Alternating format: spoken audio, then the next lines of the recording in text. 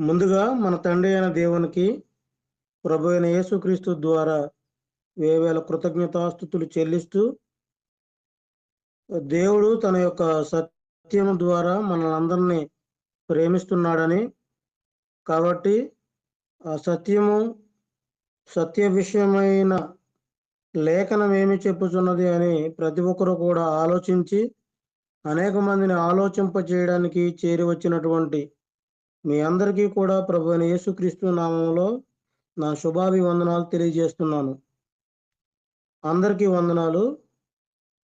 మన సహోదరులు అప్పారావు గారి ప్రారంభ ప్రార్థనతో ఈనాటి మార్నింగ్ ప్రేయర్ కార్యక్రమాన్ని మనం ప్రారంభించుకుందాము.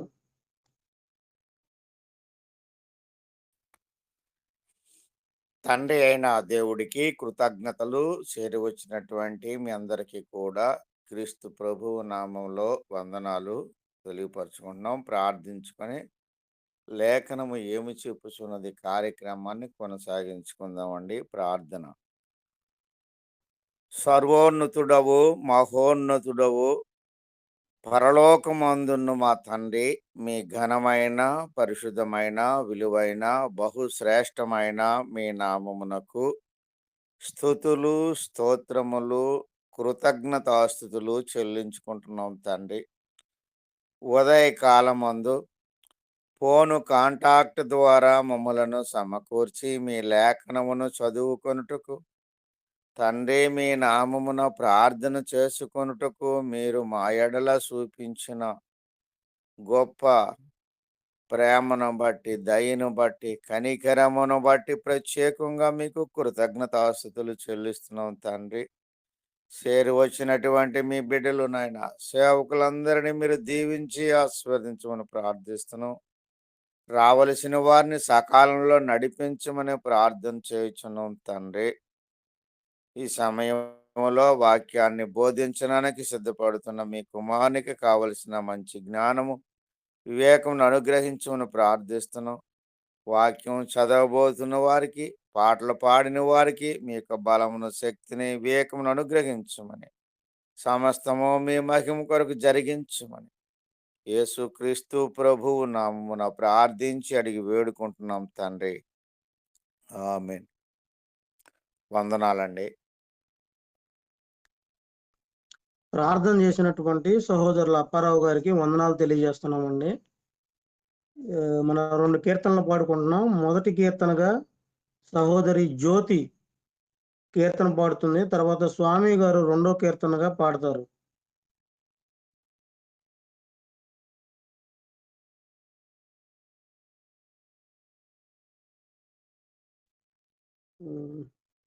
లేదంటే అప్పారావు అన్నయ్య మొదటి కీర్తనగా మీరు పాడండి. తర్వాత స్వామి గారు 2వ కీర్తనగా పాడతారు. సరే, అందరికి వందనాలండి. ఉదయమాయే హృదయమా ప్రభు యేసుని ప్రార్థించవే. ఉదయమాయే హృదయమా ప్రభు దేవుని ప్రార్థించవే.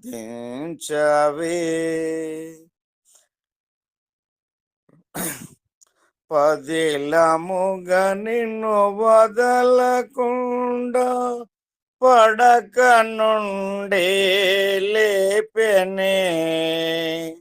పదిలముగా నిన్ను వదలకుండా పడక నుండి లేపెనే.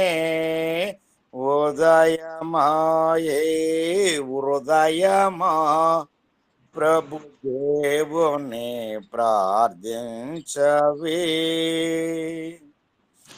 రాత్రి గడచి పోయనే రవి తూర్పున ఉదయించనే. రాత్రి గడచి పోయనే రవి తూర్పున ఉదయించనే. రాజరక్షకుడేసు దేవుని మహిమతో వివరింపవే రాజరక్షకుడేసుదేవుని మహిమతో వివరింపవే ఉదయమాయే హృదయమా ప్రభు దేవుని ప్రార్థించవే పదిలముగా నిన్ను వదలకుండా పడక నుండి లేపెనే పదిలముగా నిన్ను వదలకుండా పడక నుండి లేపెనే ఉదయమాయే హృదయమా ప్రభు దేవుని ప్రార్థించవే తొలిత పక్షులు లేచని తమ గూటి నుండి స్తుతించని తొలిత పక్షులు లేచని తమ గూటి నుండి స్తుతించని తండ్రి నీవే దిక్కుమాకని ఆకాశమునకు ఎగిరెనే తండ్రి నీవే దిక్కుమాకని ఆకాశమునకు ఎగిరెనే ఉదయమాయే హృదయమా ప్రభు దేవుని ప్రార్థించవే పదిలముగా నిన్ను వదలకుండా పడక నుండి లేపెనే ఉదయమాయే హృదయమా ప్రభు దేవుని ప్రార్థించవే వందనాలండి. తండ్రి దేవునికి కృతజ్ఞత స్థుతులు కూడి వచ్చిన మీ అందరికి యేసు ప్రభు నామములో వందనాలండి. ఆన్లైన్ ఉన్న వాళ్ళందరికీ వందనాలు. అలాగే పాట పాడమన్నారు కాబట్టి పాడతాం. కరుణామయ ఆ కడకే గుసిల్వను గ్రక్కునా దించావయ్యా కరుణామయ ఆ కడకే గుసిల్వను గ్రక్కునా దించావయ్యా దెబ్బలు అవమానములెన్నో భరించినావయ్యా దెబ్బలు అవమానములెన్నో భరించినావయ్యా అయినా రాలేదా కోపము మోసావు మా పాప భారము అయినా రాలేదా కోపము మోసావు మా పాప భారము కరుణామయ ఆ కడకే గుసిల్వను గ్రక్కునా దించావయ్యా కరుణామయ ఆ కడకే గుసిల్వను గ్రక్కునా దించావయ్యా మేకులతో మ్రానుకు నిన్ను కొట్టినా ప్రక్కలో బెల్లముతో పొడిచినా మేకులతో మ్రానుకు నిన్ను కొట్టినా ప్రక్కలో బెల్లముతో పొడిచినా అయినా ఏమిటి ఆ సహనం చేసావు సాతానిని పతనం అయినా ఏమిటి ఆ సహనం చేసావు సాతానిని పతనం కరుణామయ ఆ కడకే గుసిల్వను గ్రక్కునా దించావయ్యా కరుణామయ ఆ కడకేగు సిల్వను గ్రక్కునాదించావయ్యా. రాతి సమాధిలో నిన్ను పెట్టిరి, సైనికులను కాపలా ఉంచిరి. రాతి సమాధిలో నిన్ను పెట్టిరి, సైనికులను కాపలా ఉంచిరి. మరణం నిన్ను ఆపతరమా, లేపునులే నీ దేవుని బలము. మరణం నిన్ను ఆపతరమా, లేపునులే నీ దేవుని బలము. కరుణామయ ఆ కడకేగు సిల్వను గ్రక్కునాదించావయ్యా. కరుణామయ ఆ కడకేగు సిల్వను గ్రక్కునాదించావయ్యా.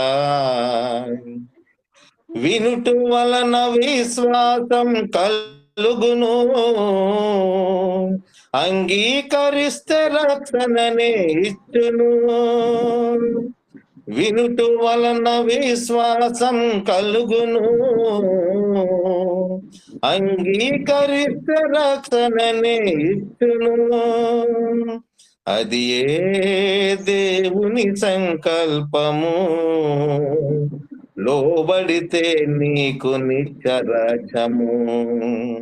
అది ఏ దేవుని సంకల్పము, లోబడితే నీకు నిత్యరాజ్యము. కరుణామయ ఆ కడకేగు సిల్వను గ్రక్కునాదించావయ్యా.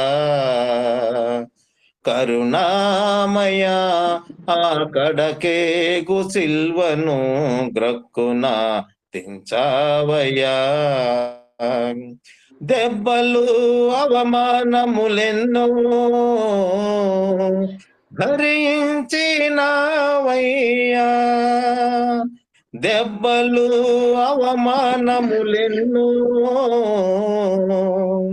భరించినావయ్యా.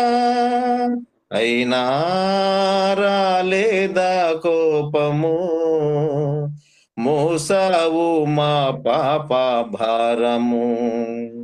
అయినా రాలేదా కోపము, మోసావు మా పాప భారము. కరుణామయ ఆ కడకేగు సిల్వను గ్రక్కునాదించావయ్యా.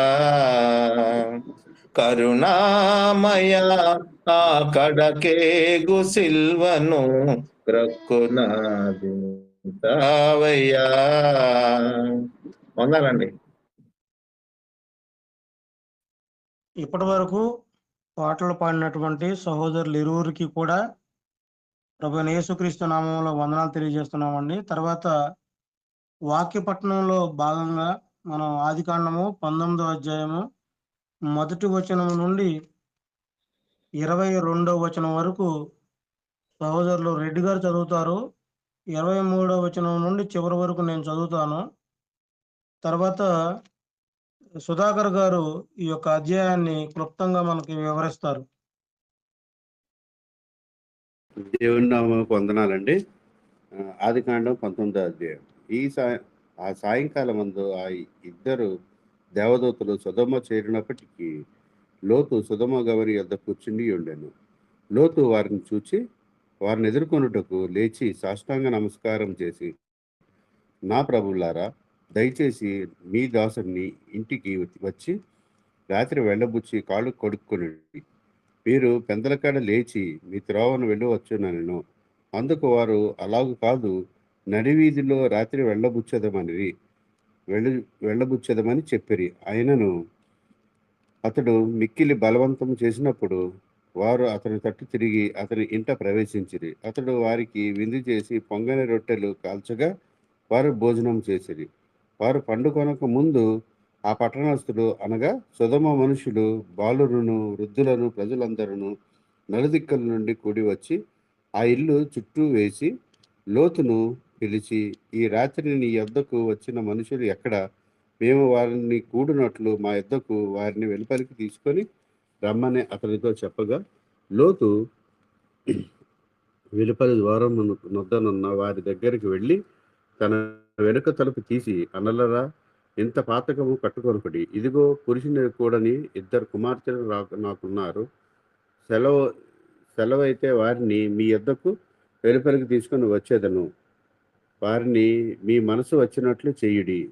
ఈ మనుష్యులు నా ఇంటి నీడకు వచ్చి ఉన్నారు గనుక వారిని మీరేమీ చేయకూడదని చెప్పినప్పుడు వారు, నీవు అవతలకు పొమ్మనరి. మరియు వారు, వీడెవడో మనలోనికి పరదేశిగా వచ్చి తిర్పరిగా నుండి చూచుచున్నాడు కాగా, వారికంటే నీకు ఎక్కువ కీడు చేసేదమని చెప్పి లోతు అను ఆ మనుషుని మీద దొమ్మిగా పడగా తలుపు పగలగొట్టుటకు సమీపించిరి. అయితే ఆ మనుషులు తమ చేతులు చాపి లోతును ఇంటి లోపలికి తమ యొద్దకు తీసుకొని తలుపు వేసిరి. అప్పుడు వారు పిన్నలు మొదలుకొని పెద్దల వరకు ఆ ఇంటికి ద్వారం దగ్గరున్న వారికి కనుమబ్బు కలుగజేయగా వారు ద్వారము కనుగొనలేక విసికిరి. అప్పుడు ఆ మనుషులు లోతుతో, ఇక్కడ నీకు మరి ఎవరున్నారు? నీ అల్లుని, నీ కుమారులని, నీ కుమార్తెలను ఈ ఊరిలో నీకు కలిగిన వారినందరినీ వెలుపలికి తీసుకొని రమ్ము. మేము ఈ చోటు నాశనం చేయవచ్చితిమి. వారిని గురించి యెహోవా సన్నిధిలో గొప్పదాయను గనుక దాన్ని నాశనం చేయుటకు యెహోవా మమ్మను పంపనని చెప్పగా, లోతు బయటికి వెళ్ళి తన కుమార్తెలకు పెండ్లాడినయున్న తన అల్లుళ్ళను మాటలాడి, లెండి, ఈ చోటును విడిచిపెట్టి రండి, యెహోవా ఈ పట్టణం నాశనం చేయబోచున్నాడని చెప్పాను. అయితే అతడు తన అల్లుల దృష్టికి ఎగతాళి చేయవాని వలె నుండెను. తెల్లవారినప్పుడు ఆ దూతలు లోతును త్వరపెట్టి, లెమ్ము, ఈ ఊరి దోష శిక్షలో రసించిపోకుండా నీ భార్యను, ఇక్కడ ఉన్న నీ 2 కుమార్తెలను తీసుకుని రమ్మని చెప్పిరి. అతడు తడవు చేశాను. అప్పుడు అతని మీద యెహోవా కనికరపడుట వలన ఆ మనుషులు అతని భార్య చేతిని, అతని 2 కుమార్తెల చేతులను పట్టుకొని వెలుపలికి తీసుకొని వచ్చి ఆ ఊరి బయటను ఉంచిరి. ఆ దూతల వారిని వెలుపలికి తీసుకొని వచ్చిన తరువాత, ఆయన నీ ప్రాణమును దక్కించుకున్నట్లు పారిపోమ్ము, నీ వెనుక చూడకము, ఈ మైదానంలో ఎక్కడన్నను నిలువక నీవు నశించిపోకుండా ఆ పర్వతముకు పారిపోమ్మని చెప్పగా, లోతు, ప్రభువు అలాగు కాదు, ఇదిగో నీ కటాక్షము నీ దాసునికి మీద వచ్చినది. నా ప్రాణము రక్షించుట వలన నీవు నా ఎడల కనుపరిచిన నీ కృపను గణపరిచితివి. నేను ఆ పర్వతం తప్పించుకొని పోలేను. ఈ కీడు నాకు సంభవించి చచ్చిపోవదునేమో. ఇదిగో పారిపోవుటకు ఈ ఊరు సమీపంలో ఉన్నది, అది చిన్నది. నన్ను అక్కడికి తప్పించుకొని పోనిమ్ము, అది చిన్నది కదా, నేను బ్రతుకుదునని చెప్పినప్పుడు ఆయన, ఇదిగో నీవు చెప్పిన ఈ ఊరు నాశనం చేయును. ఈ విషయంలో నీ మనవి అంగీకరించి తిని, నీవు త్వరపడి అక్కడికి తప్పించుకొని పొమ్ము. నీవెక్కడ చేరు వరకు నేనేమీ చేయలేనను. అందుచేత ఆ ఊరికి సోయారు అను పేరు పెట్టబడెను. లోతు సోయరుకు వచ్చినప్పుడు ఆ దేశమున సూర్యుడు ఉదయించెను.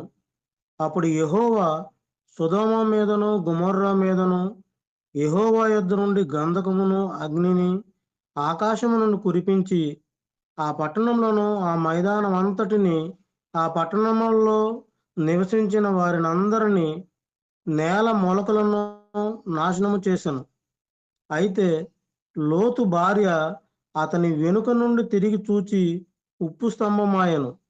తెల్లవారినప్పుడు అబ్రహాము లేచి తాను యెహోవా సన్నిధిని నిలిచిన చోటికి వచ్చి సొదొమ గొమొర్రాల తట్టును ఆ మైదానపు ప్రదేశము యావత్తును చూడగా, అదిగో ఆ ప్రదేశపు పొగ ఆవము వలె పొగవలె లేచుచుండెను. దేవుడు ఆ మైదానపు పట్టణములను పాడు చేసినప్పుడు దేవుడు అబ్రహామును జ్ఞాపకము చేసుకొని లోతు కాపురమున్న పట్టణములను నాశనము చేసినప్పుడు ఆ నాశనము మధ్యన లోతు నశించకుండా అతనిని తప్పించెను. లోతు సోయరులో నివసించుటకు భయపడి తన 2 కుమార్తెలతో కూడా సోయరు నుండి పోయి ఆ పర్వతమందు నివసించెను. అతడును అతని 2 కుమార్తెలను ఒక గుహలో నివసించిరి. అట్లుండగా అక్క తన చెల్లెలతో, మన తండ్రి ముసలివాడు, సర్వలోక మర్యాద చొప్పున మనతో పోవుటకు లోకములో ఏ పురుషుడునూ లేడు. మన తండ్రికి ద్రాక్షారసము త్రాగించి అతనితో శయనించి మన తండ్రి వలన సంతానము కలుగజేసి కొందము రమ్మని చెప్పాను. ఆ రాత్రి వారు తమ తండ్రికి ద్రాక్షారసము త్రాగించిన తరువాత అతని పెద్ద కుమార్తె లోపలికి వెళ్ళి తన తండ్రితో శయనించెను. కానీ ఆమె ఎప్పుడు శయనించెనో ఎప్పుడు లేచిపోయెనో అతనికి తెలియలేదు. మరునాడు అక్క తన చెల్లెలను చూచి, నిన్నటి రాత్రి నా తండ్రితో నేను శయనించి తిని, ఈ రాత్రి అతనికి ద్రాక్షారసము త్రాగించిన తరువాత నీవు లోపలికి వెళ్ళి అతనితో శయనించుము. అలాగున మన తండ్రి వలన సంతానము కలుగజేసి కొందమని చెప్పాను. ఆ రాత్రియు వారు తమ తండ్రికి ద్రాక్షారసము త్రాగించిరి. అప్పుడు ఆ చిన్నది లేచి తనతో శయనించెను. ఆమె ఎప్పుడు శయనించెనో ఎప్పుడు లేచిపోయినో అతనికి తెలియలేదు. అలాగున లోతు యొక్క 2 కుమార్తెలు తమ తండ్రి వలన గర్భవతులైరి. వారిలో పెద్దది కుమారుని కని వానికి మోయాబు అని పేరు పెట్టెను. అతడు నేటి వరకు మోయాబీయులకు మూలపురుషుడిగా ఎంచబడును. చిన్నది కూడా కుమారుని కని వానికి బెన్నమి అని పేరు పెట్టెను. అతడు నేటి వరకు అమ్మోనీయులకు మూలపురుషుడిగా ఎంచబడును. వాక్య భాగం చదివినటువంటి సహోదరులకు వందనాలు తెలియజేస్తున్నాను. సుధాకర్ గారు ఈ యొక్క అధ్యాయాన్ని క్లుప్తంగా వివరిస్తారు. చక్కగా వాక్యాన్ని చదివించినటువంటి ఇరువురు సహోదరులకి, అదేవిధంగా ఆన్లైన్ మీటింగ్లో చేరవలసినటువంటి ఇతర సహోదరులందరికీ, సహోదరులకి మన రక్షకుడును విమోచకుడైన యేసుక్రీస్తు ప్రభు యొక్క పరిశుద్ధ నామములో మీ అందరికి వందనాలు తెలియజేస్తున్నానండి. ముఖ్యంగా ఈ 19వ అధ్యాయాన్ని మనం ఏ విధంగా విభజించవచ్చు అని చెప్పేసి చూస్తే, 19వ అధ్యాయము 1 నుంచి 3 వచనాలు అనేది చూస్తే, లోతు దేవదూతలకి ఆతిథ్యం ఇవ్వడం అనేది మనం గమనించవచ్చండి. తర్వాత 4 నుంచి 22 వచనాలు అనేది మనం చూస్తే, లోతు సొదొమ నుంచి ఏ విధంగా తప్పించబడ్డాడనేది మనం జ్ఞాపకం చేసుకోవచ్చు. తర్వాత 23వ వచనం నుంచి 29వ వచనం వరకు చూస్తే, దేవుడు సొదొమ గొమొర్రాలని ఏ విధంగా నాశనం చేశాడనేది మనం తెలుసుకోవచ్చు. అదేవిధంగా 30 నుంచి 38 వచనాలు మనం చూసినట్లయితే, లోతు కుమార్తెల సంతానం అనేది ఏ విధంగా వచ్చారనేది మనం తెలుసుకోవచ్చు అన్నమాట. మొదటిగా లోతు 2 దేవదూతలకి ఆతిథ్యం ఇవ్వడం గురించి మాట్లాడితే, కొంతమంది తెలియకనే దేవదూతలకే ఆతిథ్యం ఇచ్చాడని చెప్పేసి క్రొత్త నిబంధనలో మనకు రాయబడిందండి. నిన్నటి అధ్యాయంలో అబ్రహాము ఏ విధంగా దేవదూతలకి ఆతిథ్యం ఇచ్చాడో, ఇక్కడ లోతు కూడా దేవుని దూతలకి ఆతిథ్యం ఇవ్వడం అనేది మనం చూస్తున్నాము. తర్వాత లోతు తప్పించబడాలనేది దేవుని సంకల్పం. అబ్రహాము వలన లోతు తప్పించబడాలనుకున్నాడు. తప్పించబడడానికి లోతు వెళ్ళి 14వ వచనం ఒకసారి మనం 4వ వచనం ఒకసారి మనం చూసినట్లయితే, వారు పడుకొనక ముందు ఆ పట్టణస్థులు అనగా సొదొమ మనుషులు, బాలులను, వృద్ధులను, ప్రజలందరూ నలుదిక్కుల నుండి కూడి వచ్చి ఆ ఇల్లును చుట్టువేసి, సొదొమ ప్రజలు అనేవారు ఎంత దుర్మార్గంగా ఉన్నారో, వారి యొక్క పాప స్థితి అనేది ఎలాగ ఉన్నదనేది 4వ వచనం మనకు తెలియజేస్తుందండి. బాలురు అంటే యవ్వనస్తులొచ్చారంట, వృద్ధులొచ్చారంట. ప్రజలందరూ వచ్చి ఆయ ఆహ్, ఆహ్, లోతు యొక్క ఇంటిని ముట్టడించి, లోతు దగ్గరకొచ్చినటువంటి క్రొత్త మనుషులను కూడడానికి పంపించమని జెప్పేసి వారు అడుగుచున్నారంటే, ఆ పట్టణం యొక్క పాపమనేది, ఆ పట్టణస్తుల యొక్క సంస్కృతనేది మనకు తెలియజేస్తుందనమాట. అంటే వారెంత ఆ పట్టణం అనేది ఎంత భయంకరమైనటువంటి పాపంలో ఉన్నదన్న సంగతి మనకు తెలియజేస్తుంది. లోతు తన అల్లులకి నుండి తప్పించబడాలని జెప్పేసి ప్రయత్నించాడండి. 14వ వచనం ఒకసారి మనం జూస్తే, లోతు బయటకు వెళ్లి తన కుమార్తెలను పెండ్లాడినయున్న తన అల్లులతో మాట్లాడి, లెండి ఈ చోటును విడిచిపెట్టి రండి. యెహోవా ఈ పట్టణమును నాశనం చేయబోతున్నాడని జెప్పేసి చెప్పినప్పుడు, అయితే అతడు తన అల్లుల దృష్టికి ఎగతాళి చేయవాడి వల్లే ఉన్నాడండి. రక్షణ వార్త నశించిపోయేటువంటి వారికి వెర్రితనంగా ఉంటుందని జెప్పేసి కొత్త నిబంధనలో మనకి రోమా పత్రికలో తెలియజేస్తాడండి పౌలు గారు. కాబట్టి మనం రక్షణ వార్త ప్రకటించాల్సినటువంటి బాధ్యత అందరి మీద ఉంది. కానీ రక్షణ వార్త రక్షించబడే వారికి దేవుని శక్తి గాని, నశించిపోయే వారికి అది వెర్రితనంగా ఉంటుందని జెప్పేసి దేవుని వాక్యం మనకు తెలియజేస్తుందండి. తర్వాత 25వ వచనం మనం ఒకసారి 26వ వచనం ఒకసారి మనం చూసినట్లయితే, లోతు భార్య వెనక నుండి చూసి ఉప్పు స్తంభం అయిందని జెప్పేసి దేవుని వాక్యం మనకు తెలియజేస్తుంది. మనకి దేవుని రాజ్యానికి నాగలి మీద చేయి వేసి వెనక్కి తిరిగి చూసేవాడు దేవుని రాజ్యానికి పాత్రుడు కాదని జెప్పేసి క్రొత్త నిబంధనలో యేసు ప్రభువు వారు మనకు సెలవిస్తారండి. అంటే మనం ఒకసారి రక్షించబడి దేవుని రాజ్యంలోనికి ప్రవేశించిన తర్వాత వెనుతిరిగి చూడకూడదండి. అంటే తిరిగి లోకంలో మనం కలిసిపోవడానికి ప్రయత్నించకూడదు. ఒకవేళ మనం ఏమన్నా పడిపోయినా కానీ తిరిగి నిలబడడానికి ప్రయత్నించాలి కానీ, లోకంలో పూర్తిగా కలిసిపోకూడదు. ఇక్కడ లోతు భార్య చేసిందేందంటే, దేవుని ఆజ్ఞని ధిక్కరించి వెనుదిరిగి చూడటం వల్ల ఉప్పు స్తంభం అయిపోయింది. తరువాత దేవుడు సొదొమ గొమొర్రాలని నాశనం చేసినప్పుడు నేల మొలకలతో సహా నాశనం చేశాడని చెప్పేసి ఉంటుందండి. నేల మొలకలతో సహా నాశనం చేయడం అంటే రెండో ప్రపంచ యుద్ధంలో జపాన్ అణుబాంబును వేసినప్పుడు ఇప్పటికి కూడా దాని ఎఫెక్ట్ అనేది అలాగే ఉంది. ఇప్పటికి కూడా ఆ దేశంలో సరిగా ఏ విధంగా ఎఫెక్ట్ అయిందో అక్కడన్నా కనీసం మొలకలన్నా మొలుస్తున్నాయి. కానీ ఇప్పటికీ సొదొమ గొమొర్రా పట్టణాల్లో ఆ అగ్నిగంధకాలు అనేది ఉండడం వల్ల ఇప్పటికి కూడా అక్కడ ఏమీ మొలవడం లేదండి. దేవుని ఉగ్రత అనేది ఇంత భయంకరంగా ఉంటుంది.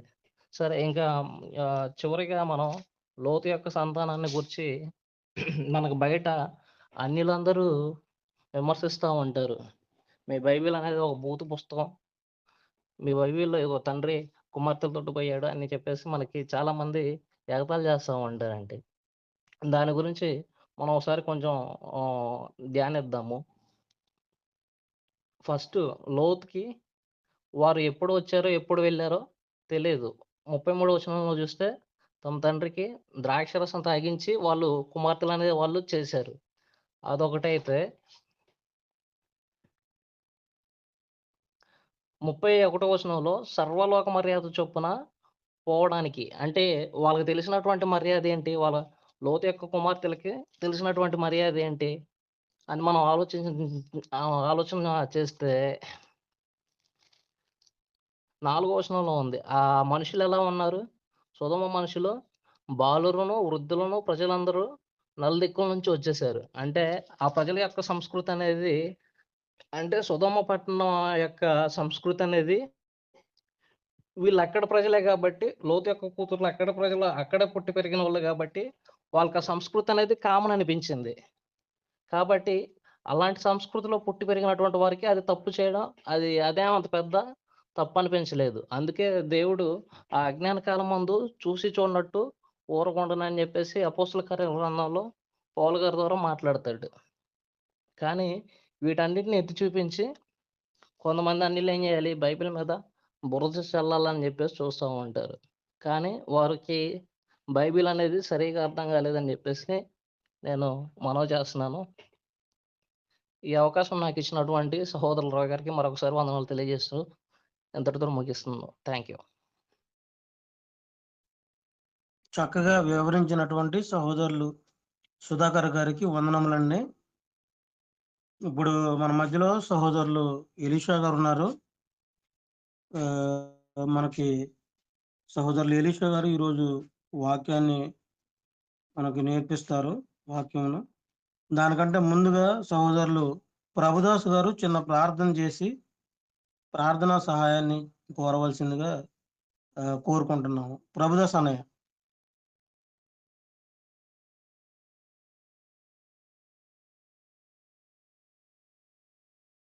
ప్రభుదాస్ అన్నయ్య స్పీకర్ ఆన్ చేయలేదు.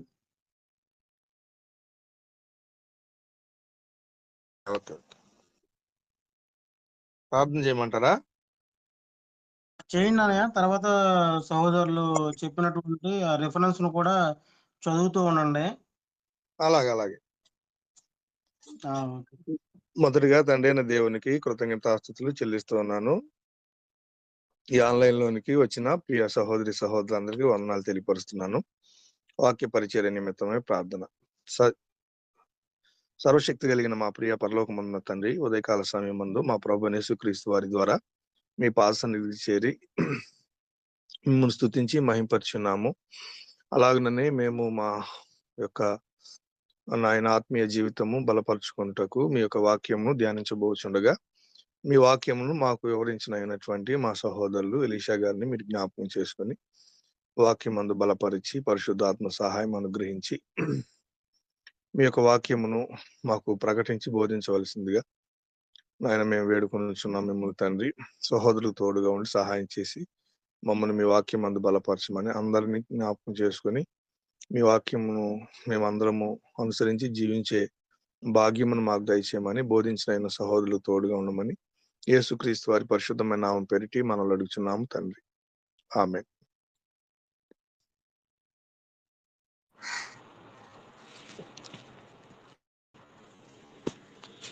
ప్రభునందు ప్రియమైనటువంటి సహోదరి సహోదరులారా, ఈ ఉదయకాల సమయంలో దేవుని వాక్యాన్ని నేర్పించటానికి దేవుడు మనకిచ్చేటువంటి గొప్ప కృపను బట్టి ప్రభువైన యేసుక్రీస్తు వారి ద్వారా తండ్రి అయిన దేవునికి కృతజ్ఞతాస్తుతులు స్తోత్రములు చెల్లిస్తూ ఈ రీతిగా అనేకులకు సత్యాన్ని ప్రకటించాలి అనేటువంటి ఆశతో ప్రయాసపడుతున్నటువంటి రవి గారికి, వారు చిన్నవారైనప్పటికీ కూడాను వారి ఆలోచనను అంగీకరించి ఈ జూమ్లో పాల్గొన్నటువంటి విశ్వాసులకును నాతోటి దేవుని సేవకులకును ప్రభు పేరిట ప్రత్యేకమైన వందనములు తెలియజేస్తూ ఉన్నాము. నా పేరు ఎలీషా, అరవింద్ బాబు అని కూడా నన్ను పిలుస్తూ ఉంటారు. సరే, మంచిదండి. ఈ సమయంలో స్తుతించుట అనేటువంటి ఒక పాఠాన్ని సమయానుకూలంగా మాట్లాడుకోవటానికి ప్రయత్నించుదాం. బ్రదర్, నా వాయిస్ అందరికీ అర్థమవుతుందా? అర్థమవుతుంది. ఓకే. స్తుతించుట అనే ఒక పాఠాన్ని ఈ ఉదయకాలంలో మనం నేర్చుకోవటానికి జ్ఞాపకం చేసుకోవడానికి ప్రయత్నించుదాం. మనిషి జీవితంలో మంచి పనులు అనేకం ఉన్నాయండి. కానీ దేవుని గ్రంథం మనకు సెలవిచ్చేది ఏమిటంటే, యెహోవాను స్తుతించుట మంచిది అన్నాడు. యెహోవాను స్తుతించుట మంచిది అని కీర్తన గ్రంథం 92 అధ్యాయము 1వ వచనంలో మనం అనేక పర్యాయములు చదివినటువంటి వచనం ఇది. దేవుని స్తుతించటము మంచిది అన్నారు.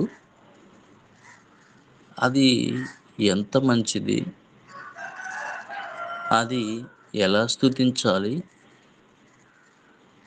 అది ఎందుకు స్తుతించాలి అని కొన్ని ప్రశ్నార్థకంగా మనం దేవుని గ్రంథాన్ని పరిశీలించినట్లయితే చక్కని వివరాలు మనకు తెలియజేస్తూ ఉంటుంది. కాబట్టి దేవుని ఎందుకు స్తుతించాలి అంటే, ఆయన మహోన్నతుడు, మహాగణుడు, పరిశుద్ధుడు, నిత్య నివాసి. ఆయనతో సాటి అయిన వారు ఎందులోనూ ఎక్కడనూ లేరు. కనుక ఆయనను స్తుతించాలి.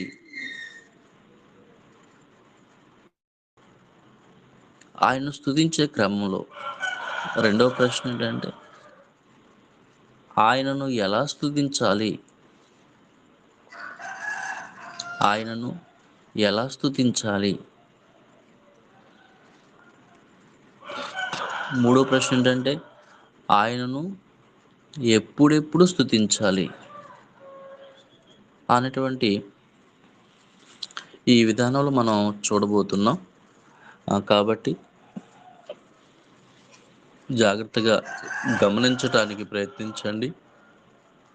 సందేహాలున్న, లోపంలో ఉన్న తెలియచేయడానికి ప్రయత్నించండి. బ్రదర్, ఎన్ని గంటల వరకు ఈ క్లాసు? 6-10 నిమిషాల వరకు చెప్పచ్చు. 6:20 అయినా పర్లేదండి. ఓకే బ్రదర్, థ్యాంక్ యూ అండి. గమనించండి ప్లేరా, స్తుతించటము అనే పదాన్ని పరిశుద్ధ గ్రంథంలో ప్రకటన గ్రంథము 19వ అధ్యాయము 1వ వచనాన్ని చదివినప్పుడు ఒకసారి చదవండి. ప్రకటన గ్రంథము 19వ అధ్యాయము 1వ వచనము.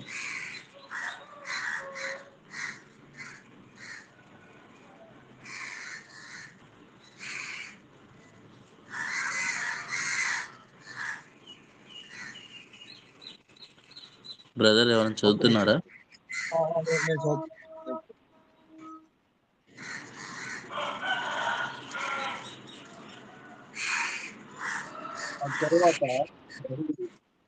తరువాత బహు జనుల శబ్దం వంటి గొప్ప శబ్దము పరలోకమందు ఇలాగ చెప్పగలిగించింది, ప్రభువును స్తుతించుడి, రక్షణ, మహిమ, ప్రభావములు మన చాలండి. ఇక్కడ మనం ఏం చూస్తున్నాం అంటే, ప్రభువును స్తుతించుడి అనే పదాన్ని చూసాం.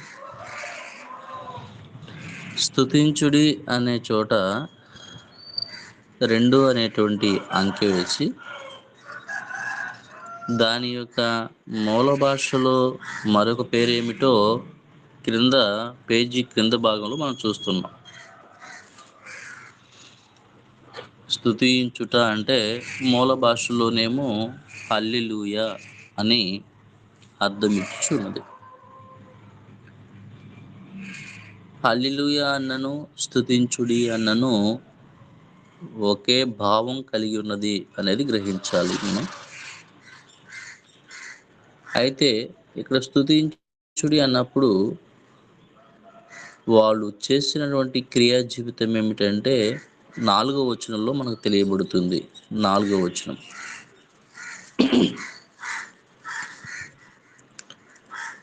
అప్పుడు ఆ 24 పెద్దలను 4 జీవులను సాగిలపడి ఆమేన్, ప్రభును స్తుతించుడి అని చెప్పుచు సింహాసనాసీనుడగు దేవునికి నమస్కారము చేసిరి.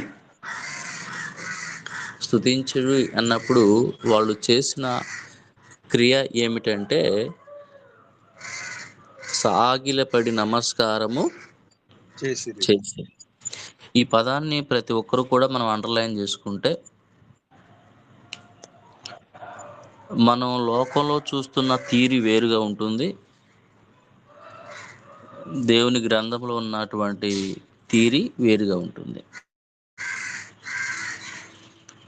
మానవ జీవితంలో ప్రామాణికం ఏమిటంటే దేవుని గ్రంథమే, మనుషులు మాత్రం కాదు అనేది నిర్ణయం తీసుకోవాలండి. దేవుని గురించి తెలుసుకోవాలి అనుకున్నాను, దేవునితో నివాసము చేయాలనుకున్నాను, దేవునితో ప్రయాణించాలి అనుకున్నాను. దేవుని గురించి తెలుసుకోవాలి అనుకున్నాను, దేవునితో ప్రయాణం చేయాలనుకున్నాను, దేవునితో కలిసి నివాసం చేయాలి అనుకున్నాను. ఆ వ్యక్తికి ప్రామాణికంగా దేవుని గ్రంథమే ఉండాలి, కానీ మనుషుల్ని ఎప్పుడూ కూడా ప్రామాణికంగా చేసుకోకూడదు అని మనం నిర్ణయం తీసుకోవాల్సిన అవసరత ఎంతైనా ఉంది. కాబట్టి పిల్లరా, ఇక్కడ దేవుని స్తుతించుడి అన్నప్పుడు లేదా హల్లెలూయా అన్నప్పుడు సాగిలపడి నమస్కారము చేసినటువంటి పద్ధతిని మనం గుర్తుపెట్టుకోవాలి. ఓకే,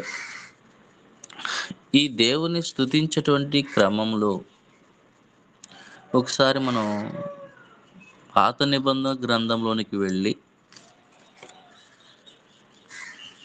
రాజు అయినటువంటి దావీదు గారు దేవుని స్తుతించేటువంటి క్రమంలో ఎలా చేయమన్నాడో ఒకసారి చూద్దాం. దేవుని స్తుతించేటువంటి క్రమంలో దానిని ఎలాగ చేయాలో రాజైన దావీదు గారు చెప్పిన క్రమాన్ని ఒకసారి మనం చూద్దాం. దినవృత్తాంతంలో మొదటి గ్రంథము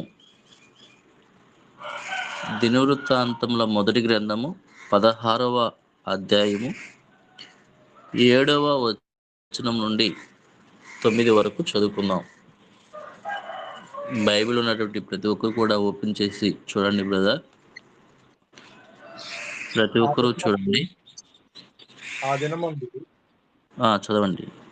ఆ దినమందు యెహోవాను స్తుతి చేయు విచారణను ఏర్పరిచి దావీదు ఆసాపు చేతికిని వాని బంధువుల చేతికిని దానిని అప్పగించెను. ఆ స్తుతి విధమేమనగా, యెహోవాకు కృతజ్ఞతాస్తుతులు చెల్లించుడి, ఆయన నామమును ప్రకటన చేయుడి, ఆయన కార్యమును జనములలో తెలియజేయుడి, గూర్చి పాడుడి, ఆయనను కీర్తించుడి, ఆయన అద్భుత క్రియలన్నిటిని గూర్చి సంభాషణ చేయుడి. చాలండి. ఇక్కడ మనం ఏం చూస్తున్నామంటే, రాజైన దావీదు ఆసాఫీ అతని బంధువుల చేతికి దేవుని స్తుతించే క్రమాన్ని అప్పగించాడు. రాజుగా ఉన్న తను రాజ్యంలో ఉన్నటువంటి వారికి స్తుతి చేసే క్రమాన్ని ఇలా చేయండి అని చెప్పాడు. ఎలా చేయమన్నాడు అంటే, దేవునికి కృతజ్ఞతాస్తుతులు చెల్లించటము, ఆయన నామమును ప్రకటన చేయటము, ఆయన గూర్చి పాడటము, కీర్తించటము, ఆయన చేసినటువంటి అద్భుత కార్యాలన్నిటిని గూర్చి సమాజానికి వివరించటం. దేవుడు గొప్ప దేవుడు, ఆకాశాన్ని సృష్టించాడు, నక్షత్రాలను సృష్టించాడు అని సృష్టి గురించి చెప్తూ ఉంటాం. మన జీవితంలో ఏం చేశాడో దాని గురించి చెప్తూ ఉంటాం. మన పితరుల జీవితాల్లో ఏం చేశాడో దాని గురించి చెప్తూ ఉంటాం. ఎలాగున ఆయనకి చేసిన కార్యాలన్నిటిని బట్టి కృతజ్ఞతాస్తుతులు చెల్లిస్తూ ఉంటాం. ఆయన చేసే కార్యాలను బట్టి పాటల ద్వారా దేవుని మహిమపరుస్తుంటాం.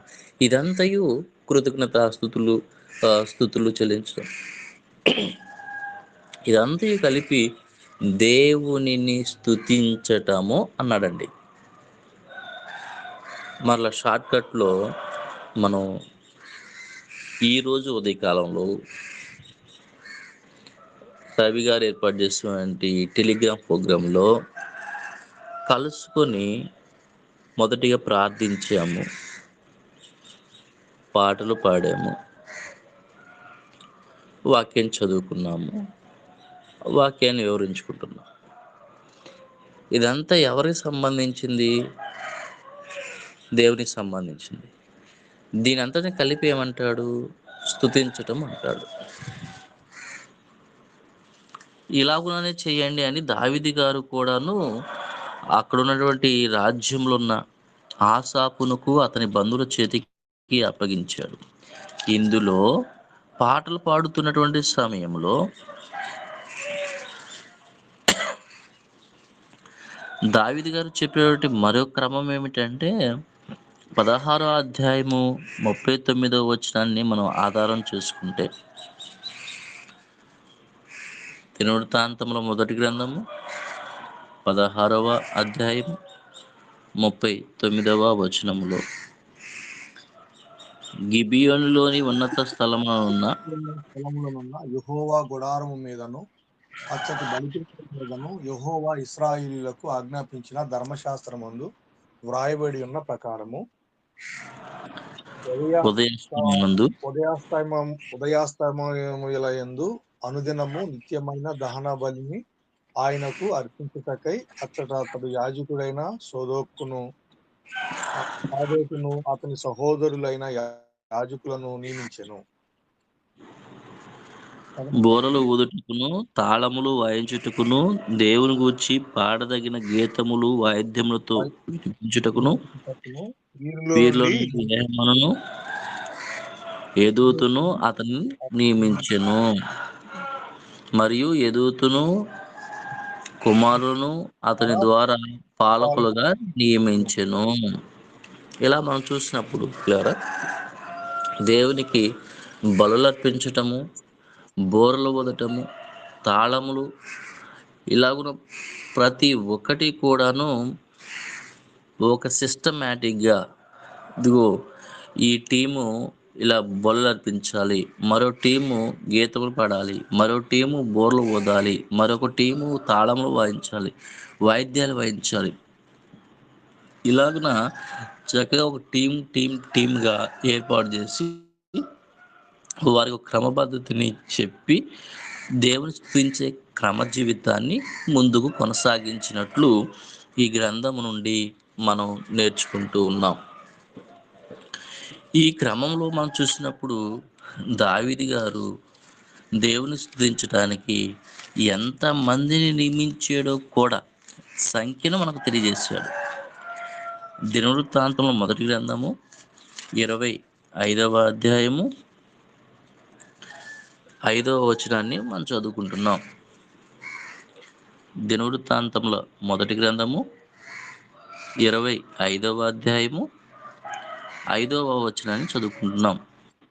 వీరందరూ దేవుని వాక్కు విషయములో రాజు దీర్ఘదర్శియకు హేమాను యొక్క కుమారులను హేమాను సంతతిని గొప్ప చేయుటకై దేవుడు హేమానుకు 14 కుమారులను 3 కుమార్తెలను అనుగ్రహించి ఉండెను. వీరందరూ ఆసాపునకును యూదుతునకును హేమానునకును రాజు చేసి ఉన్న కట్టడ ప్రకారము యెహోవా ఇంటిలో తాళములు, స్వరమండలములు, సితారులు వాయించుచు గానము చేయుచు తమ తండ్రి చేతి క్రింద దేవుని మందిరపు సేవ జరిగించుచుండిరి. యెహోవాకు గానములో నేర్పు పొందిన తమ సహోదరులతో కూడానున్న ప్రవీణులైన పాఠకుల లెక్క 288. చాలండి. దేవునికి పాటలు పాడేటువంటి వారు, సితారాలు వాయించేటువంటి వారు, తాళములు, స్వరమండలను వాయించేటువంటి వారు, వీరందరి యొక్క టీం ఎంత ఎంతమంది అని చూస్తే 288 మంది ఉన్నారు. అంటే దేవుని స్తుతించటానికి ఒక ప్రత్యేకమైన ఆలోచన కలిగి ఉన్నాడు దావీదు గారు. దేవుని స్తుతించటానికి ఒక ప్రత్యేకమైన టీంని ఏర్పాటు చేశాడు. అలాగున దేవుని స్తుతించేటువంటి క్రమ జీవితంలో తన సొంత నిర్ణయాలు తీసుకున్నాడా అంటే అది కాదు. దేవుడు దావీదునకు ప్రవక్త ద్వారా చెప్పిన క్రమం చొప్పున వాయిద్యాలను పెట్టాడే కానీ సొంత నిర్ణయం చొప్పున అయితే పెట్టలేదు. ఆ విషయాన్ని కూడా మనం చూడాలి. దినవృత్తాంతంలో 2వ గ్రంథము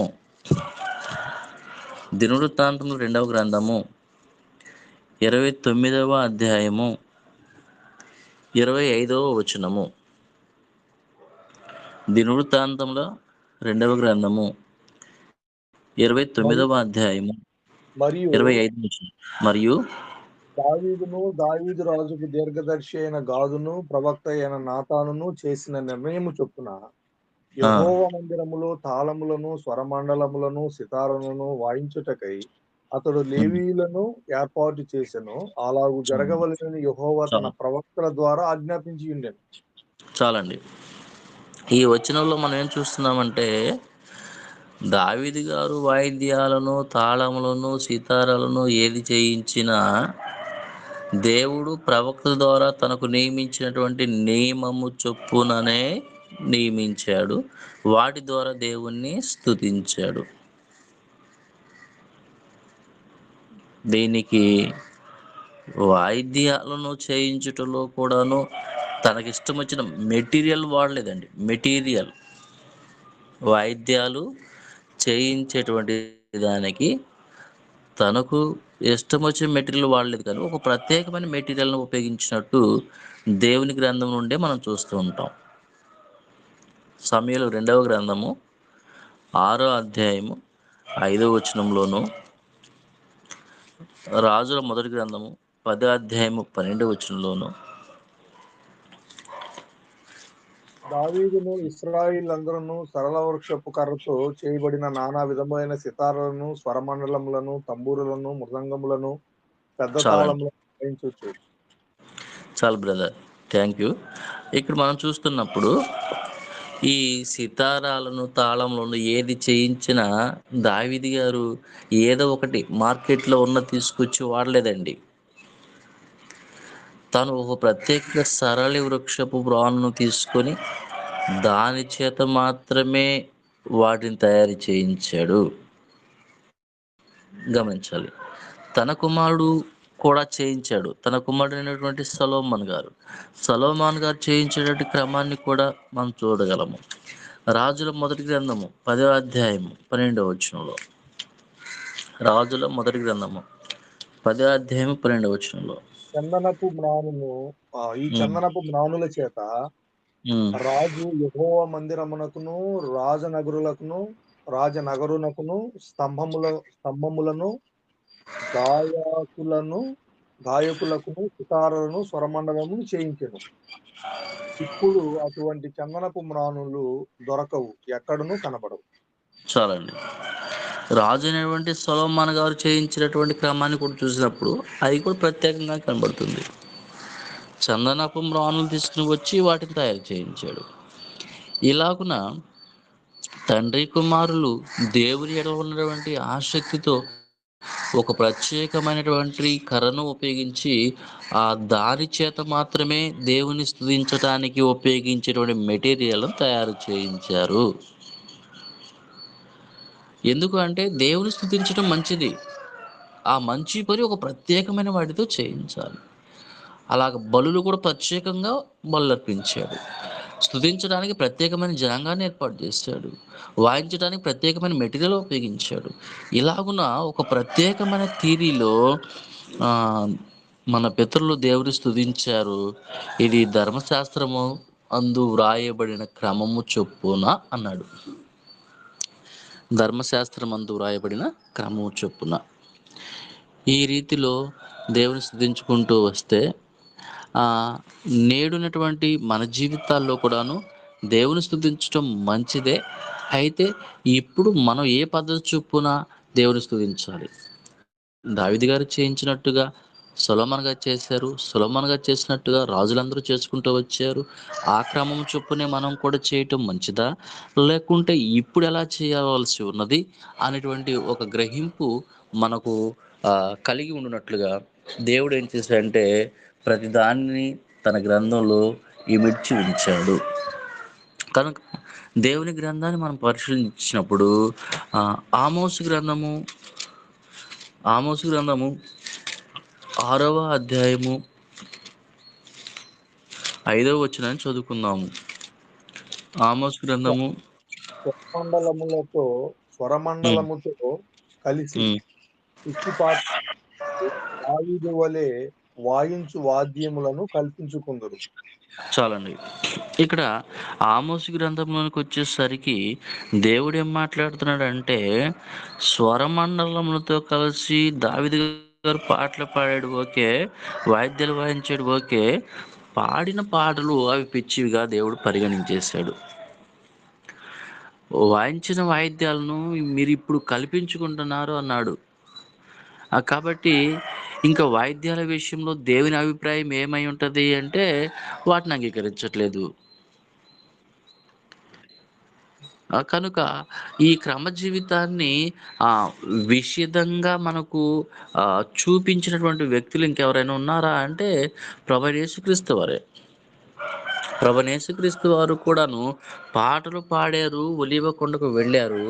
కానీ అక్కడిక ఆ స్వరమండలములు కానీ, సితారాలు కానీ, వాయిద్యాలు కానీ ఆయన వేటిని కూడాను ఉపయోగించకుండానే దేవుడిచ్చినటువంటి స్వరము చేత స్తుతించారు, ఒలీవ కొండకు వెళ్ళారు. మనం ఆ వచనాన్ని చూడగలుగుతున్నాము. మత్తయి సువార్త 26వ అధ్యాయము. మత్తయి సువార్త 26వ అధ్యాయము 29వ వచనం.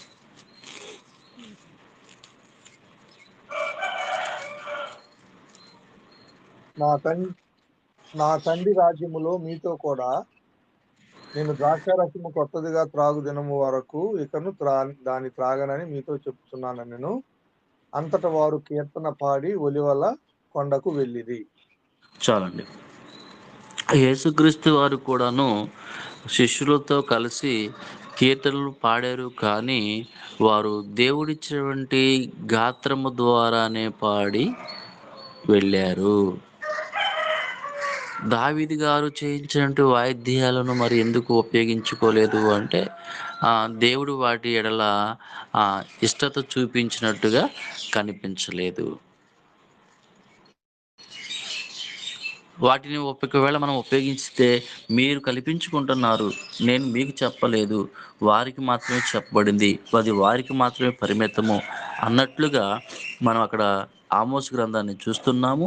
ఇక్కడ యేసుక్రీస్తు వారు క్రియా జీవితాన్ని పరిశీలిస్తూ ఉన్నాము. ఈ క్రమంలో పౌలు గారు కూడా వాటిని ఫాలో అవుతూ పౌలు గారు వాటి విషయంలో ఎలాంటి అవగాహన కలిగి ఉన్నాడు అని చూసినప్పుడు కొరింథీయులకు రాసిన మొదటి పత్రిక 14వ అధ్యాయము 7వ వచనాన్ని ఒకసారి చదువుకుందాము. కొరింథీయులకు రాసినటువంటి మొదటి పత్రిక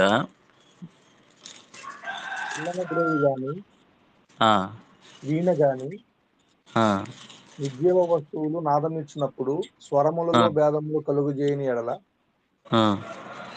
ఊదినదేదో మీటినదేదో ఎలాగూ తెలియను. చాలండి. ఇక్కడ ఏమంటున్నాడంటే పిల్లన గ్రోవి కానీ వేణి కానీ నిర్జీవ వస్తువులు అంటే వాయిద్యాలను చూడండి, ఏవైనా కానీ అవి మనము కదిలిస్తే కదులుతాయే కానీ, మనం వాయిస్తే శబ్దాన్ని ఇస్తాయే కానీ వాటంతటికి అవి ఏవి కూడా శబ్దాన్ని ఇవ్వలేవు. కారణం ఏమిటంటే వాటిలో జీవము లేదు, అవి నిర్జీవమైన వస్తువులు. కాబట్టి జీవము కలిగిన దేవుణ్ణి స్తుతించటానికి జీవము కలిగినటువంటి వాటితోనే స్తుతించాలి, కానీ జీవము లేని వాటిని ఉపయోగించి దేవుని స్తుతించకూడదు అనేటువంటి భావన పౌలు గారు కలిగినట్లు మనకు తెలియజేస్తున్నాడు. మరి పౌలు గారు దేవుని స్తుతించుటలో ఎలా స్తుతించుంటాడు? 15వ వచనం చదువుకుందాం. 15వ వచనం. కాబట్టి ఆత్మతో ఉమ్, ప్రార్థన చేతును, ఉమ్, మనసుతో ప్రార్థన చేతును, ఉమ్, ఆత్మతో పాడుదును, మనసుతోనూ పాడుదును. చాలండి. ఇక్కడ మాట్లాడుతున్నాడు, నేను మనసుతో ప్రార్థన చేతును, ఆత్మతోనూ ప్రార్థన చేతును, మనసుతో పాటలు పాడుదును, ఆత్మతోనూ పాడుదును. మరి ఇక్కడ పౌలు గారి జీవిత విధానంలో కూడాను తను నేర్చుకున్నటువంటి క్రొత్త నిబంధన ప్రకారముగా ఆయన ఎలా స్తుతించాడయ్యా అంటే ఆత్మ మనస్సే గాని, ఇంకా వాయిద్యాల విషయంలో ఏమాత్రము కూడాను ఆయన సపోర్ట్ చేయలేదు, వాటిని ఉపయోగించుకోలేదు. కారణం ఏంటంటే తన భావాన్ని కూడా తెలియజేశాడు, అవి నిర్జీవ వస్తువులు అని. యేసుక్రీస్తు వారు చూసాము, ఆయన పాడేరే కానీ వాటిని ఉపయోగించలేదు. కారణం ఏంటంటే వాటిని దావీదు వరకే, దావీదు ధర్మశాస్త్రంలో కొంతవరకు మాత్రమే వాటిని ఇచ్చినట్లుగా దేవుడు చూశారు. కనుక యేసుక్రీస్తు వారు కానీ తరువాత వచ్చినటువంటి శిష్యులు కానీ వాటి విషయంలో ఏ మాత్రము కూడాను యాక్సెప్ట్ చేయలేదు. ఇంకా మనం చూస్తున్నప్పుడు పిల్లరా, ఇక స్తుతించటం అనేటువంటిది చాలా ప్రాముఖ్యమైనటువంటిది. స్తుతించటం అనేటువంటిది లేకుండా పరలోకం పోవటం అసాధ్యం. స్తుతించటము లేకుండా పరలోక పోవటం అనేటువంటిది అసాధ్యము. కనుక హెబ్రీయులకు రాసినటువంటి పత్రిక చదువుకుందాం ఒకసారి. హెబ్రీయులకు రాసిన పత్రిక 13వ అధ్యాయము 14వ వచనము 15వ వచనము. నిలువరమైన పట్టణము మనకిక్కడ లేదు గాని ఉండబోతున్న దాని కోసము ఎదురు చూచుచున్నాము. కాబట్టి ఆయన ద్వారా మనము దేవునికి ఎల్లప్పుడూ స్తుతియాగము చేయుదుము, అనగా ఆయన నామమును ఒప్పుకొనుచు జీవఫలము అర్పించుదుము. చాలండి. ఇక్కడ ఏం మాట్లాడుతున్నాడంటే నిలువరమైన పట్టణము కొరకు ఎదురు చూస్తున్నాము. నిలువరమైన పట్టణము అంటే పరలోక పట్టణము, దేవునితో కలిసి నివాసించేటువంటి పట్టణము. దానికోసం ఎదురు చూస్తున్నాం. నేను దేవునితో ఉండాలి, దేవునితో కలిసి నిత్య జీవాన్ని పొందాలి అనేటువంటి కాన్సెప్ట్తో ఎదురు చూస్తున్నావు. కాబట్టి నువ్వు చేయవలసింది ఏమిటంటే నాలుక ద్వారా ఎల్లప్పుడూ దేవునికి స్తుతి యాగాలు అర్పించాలి. ఎల్లప్పుడూ స్తుతించాలి, ఎల్లప్పుడూ నాలుక ద్వారా స్తుతించాలి. ఇలా చేసేవారు నిలువరమైన పట్టణానికి వెళతారు అని చెప్పాడు. కాబట్టి ఈ సమయంలో మనం దేవుని స్తుతించడం మంచిది. స్తుతించేటువంటి విధానంలో ఉపయోగించవలసిన ఆయుధాలు, పరికరాలు ఏమిటంటే నాలుక. మరి చేతులు కూడాను జీవం గలవే కదండి. చప్పట్లు కొడుతూ దేవుని స్తుతించకూడదా అంటే చేతులతో చప్పట్లు కొట్టమని దేవుడు చెప్పలేదు మనకి. మరి కీర్తన గ్రంథం 47వ అధ్యాయంలో సర్వజనులారా చప్పట్లు కొట్టుడే అని ఉంది కదా. అంటే బైబిల్ గ్రంథం మనకేం తెలియజేస్తుందంటే కొన్ని కాలాలను లేదా యుగాలను తెలియజేస్తూ ఉంది. పరిశుద్ధ గ్రంథం జాగ్రత్త చదివితే మన యొక్క పితల జీవితం నుండి ఎప్పటి వరకు కూడాను కొంతకాలము ధర్మశాస్త్రం అనేటువంటిది లేనటువంటి కాలము, మరి కొంతకాలము ధర్మశాస్త్రము ఉన్నటువంటి కాలము, మరి కొంతకాలము నుండి ధర్మశాస్త్రం కొట్టివేయబడిన కాలము. ఈ కాల విభజన మనకు దేవుని గ్రంథం తెలియజేస్తుంది. ఆదాము నుండి మోషే గారు వచ్చేంత వరకు, మరి ముఖ్యంగా మోషే గారు సీనాయి పర్వతం మీదకి వెళ్ళి 10 ఆజ్ఞలు తెచ్చేంత వరకు ధర్మశాస్త్రం అంటే ఏంటో తెలియదు. ధర్మశాస్త్రం అనేది లేదు. నిర్గమకాండము 20వ అధ్యాయము నుండి మనం చూస్తున్నప్పుడు ధర్మశాస్త్రము మనుషుల చేతికి ఇవ్వబడింది. అది ఎప్పటి వరకు అంటే క్రీస్తు వారు చనిపోయేంత వరకు. అపోస్తల కార్యం 1వ అధ్యాయం వరకు కూడాను ధర్మశాస్త్రం అనేటువంటిది ఉన్న కాలముగానే గుర్తిస్తూ ఉన్నాము. నిర్గమాకాండం 20 నుండి అపోస్తల కార్యం 1వ అధ్యాయం వరకు ధర్మశాస్త్రం ఉన్నట్లుగానే మనం చూస్తూ ఉంటాము. అపోస్తల కార్యం 2వ అధ్యాయము నుండి ప్రకటన గ్రంథం వరకు ఆ ధర్మశాస్త్రం అనేటువంటిది కొట్టివేయబడినట్టుగాను, దాని నియమం చొప్పున ఎవరు జీవించినట్టుగాను కనబడుతూ ఉంటుంది. కాబట్టి ఈ బైబిల్ గ్రంథం మనకేం తెలియజేస్తుందంటే, కొంతకాలము ధర్మశాస్త్రం లేనటువంటి కాలము, మరికొంతకాలము ధర్మశాస్త్రము ఉన్నటువంటి కాలము, మరికొంతకాలం నుండి ధర్మశాస్త్రం కొట్టివేయబడినట్టు మనం చూస్తున్నాం. అయితే సర్వజనులారా చప్పట్లు కొట్టుడి అనేటువంటి పదము ఏ కాలంలో ఉందో మనం చూసుకోవాలి. మనం ఏ కాలంలో ఉన్నామో చూడాలి. మనం ఉన్నటువంటి కాలానికి ఆ కాలానికి రెండింటికి వ్యత్యాసం ఏదైనా ఉంటే మనం ఎలా స్తుతించాలో అది నేర్చుకోవాలి. ధర్మశాస్త్రం ఉన్నటువంటి కాలంలో సర్వజనులారా చప్పట్లు కొట్టండి అని కొరహు కుమారులు పలికినట్లుగా మనం కీర్తన గ్రంథం 47వ అధ్యాయాన్ని చదువుకుంటుంటాం. యేసుక్రీస్తు వారు చనిపోయిన తర్వాత మనం చూసినప్పుడు శిష్యులు పాడారు, కానీ వాళ్ళు ఆత్మతో మనసుతో పాడారు. అది పౌలు గారు మనకు చక్కని వివరాలు తెలియజేస్తూ ఉన్నాడు. కాబట్టి దేవుని స్తుతించడం మంచిది. ఎలా స్తుతించాలో ఆ విధానం తెలుసుకోవాలి. ఈ క్రమంలో మనం ఈ రోజున ఏం నేర్చుకున్నాము, ఏం తెలుసుకున్నాము, ఏం జ్ఞాపకం చేసుకున్నాము అంటే, దేవుని స్తుతించడం మంచిది అని, ఆయన స్తుతించే విధానంలో మన పితరులు వాటిని ఉపయోగించారని, ఇప్పుడు దేవుని స్తుతించే విధానంలో నాలుక ద్వారా మనస్సు ఏకాగ్రతము చేసుకొని ఆత్మతో మనస్సుతో దేవుని స్తుతించేవారుగా ఉండటము మనకి జీవితాలకు మేలని, అలా స్తుతించడం వలన దేవునికి మహిమ కలుగుతుందని, అలా స్తుతించేవారు పరలోకంలో ఉండటానికి అర్హులు అని ఈ వాక్యం ద్వారా మిమ్మల్ని అందరూ కూడా మేలు పొందాలని కోరుతూ నన్ను హెచ్చరిక చేసుకుంటూ, నాకు అవకాశాన్ని ఇచ్చేవంటి మీ అందరికీ, మరి ముఖ్యంగా ఆహ్వానించేవంటి రవి గారికి ప్రభు పేట ప్రత్యేకమైన వందనములు తెలియజేస్తూ, మరి ఈ యొక్క చక్కని అవకాశాన్ని ఉపయోగించుకోవడానికి కృప చూపిన దేవునికి కృతజ్ఞతాస్తుతులు స్తోత్రాలు చెల్లిస్తూ ఈ మాటలను ముగిస్తా ఉన్నాము. అందరికి వందనాలు బ్రదర్. వందనాలండి. సహోదరులు అనిల్ గారు ముగింపు ప్రార్థన చేస్తారు. చేసిన తర్వాత ఎవరికైనా సందేహాలు ఉంటే అప్పుడు అడగవలసిందిగా కోరుకుంటున్నాము. తండ్రి అయిన దేవునికి కృతజ్ఞతాస్తుతులు. కూడి ఉన్న ప్రతి ఒక్కరికి ప్రభు నామమున వందనాలు తెలియజేస్తూ ప్రార్థన చేస్తున్నాను. పరిశుద్ధుడా పరమ తండ్రి, నీ ఘనమైన శ్రేష్టమైన నామానికి స్తుతి స్తోత్రములు చెల్లిస్తూ ఉన్నాను. ఆది క్రైస్తవ సంఘము తండ్రి ఎడతెగక ప్రార్థన చేయటం ఎందులో, సహవాసంలో కూడుకుంటూ ఎందులో ఎలాగ మా తండ్రి చేస్తూ సత్యమును అనేకులకు ప్రకటించి ఉన్నారో మేము చదివి ఉన్నాం.